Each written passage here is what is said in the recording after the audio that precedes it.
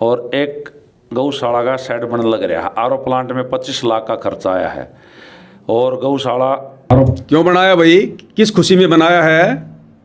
किस खुशी में बनाया है? भगत बेचारे नाम उपदेश लेकर भक्ति करते करते 2 टाइम की रोजी रोटी भी ढंग से नहीं खा पा रहे, और झज्जर गांव में आरओ का प्लांट लगा दिया। क्यों भाई? भगत तो बेचारे मटके का पानी पी रहे हैं।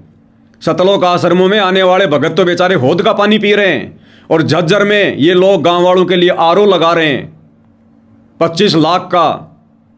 क्यों भाई? अरे फूटी ज्ञान विवेक की अंधा है जगदीश, चंपाकली को 500 मनी राम को 30, कब तक निभेगी? कर लो जितनी बकवाद करनी है उतनी।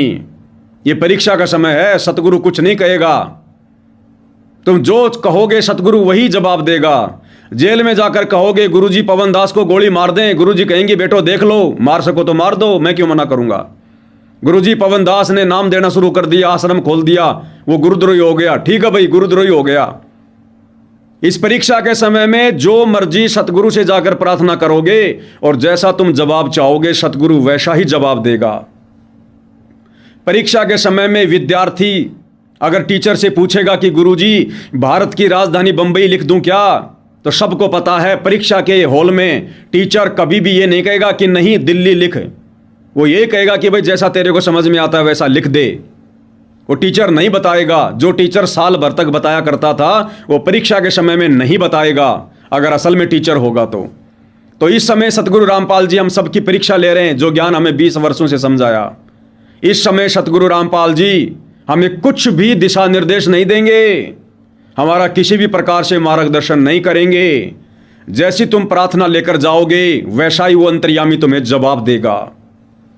और इसी खेल को तुम लोग समझ नहीं पा रहे, इसी काल प्रेरणा में तुम लोग धोखा खा रहे हो कि गुरुजी हमारे साथ हैं, गुरुजी हमारे साथ हैं। हम जो भी प्रार्थना गुरुजी के पास लेकर जाते हैं कि गुरुजी स्टेडियम बनवाते हैं, गुरुजी जाटों की धर्मशाला बनवा रहे हैं, गुरुजी अयोध्या में भंडारा लगा रहे हैं, गुरुजी परशुराम की जयंती में जा रहे हैं, गुरु तुम्हें मना नहीं करेगा, क्योंकि यह परीक्षा चल रही है।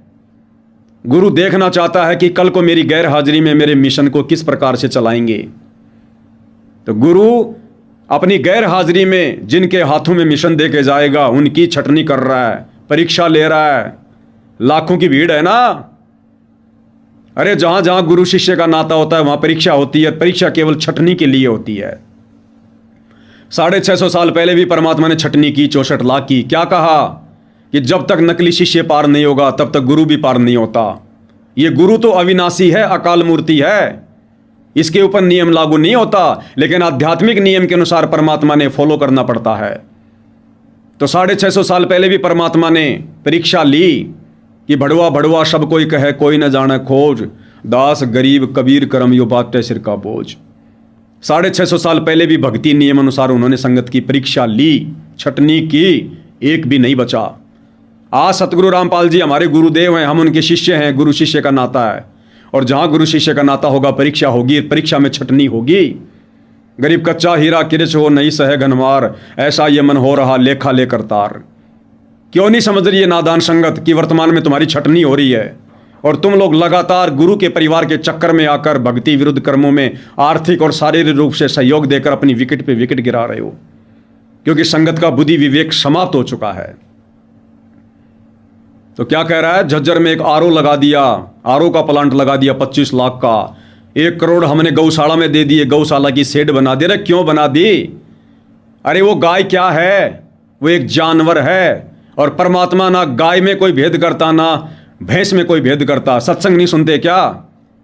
एक सत्संग में गुरुदेव ने क्या बताया, एक भगत सतगुरुदेव जी के पास गया जब गुरुदेव आशीर्वाद दिया करते थे, तो उस भगत ने कहा कि गुरुजी क्या मैं रोजाना गाय को चारा डाल सकता हूं?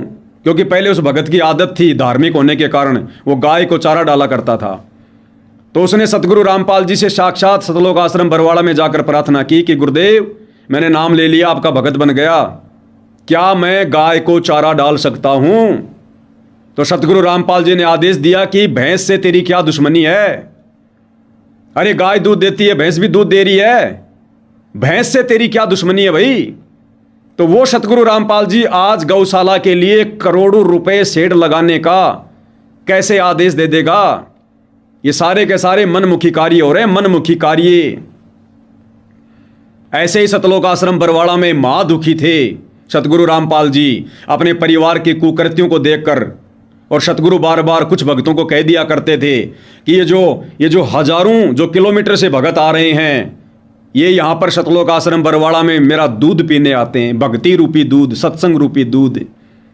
और जो मेरे पास में रहते हैं ये चीचड़ हैं, ये मेरा खून पीते हैं, मेरा खून।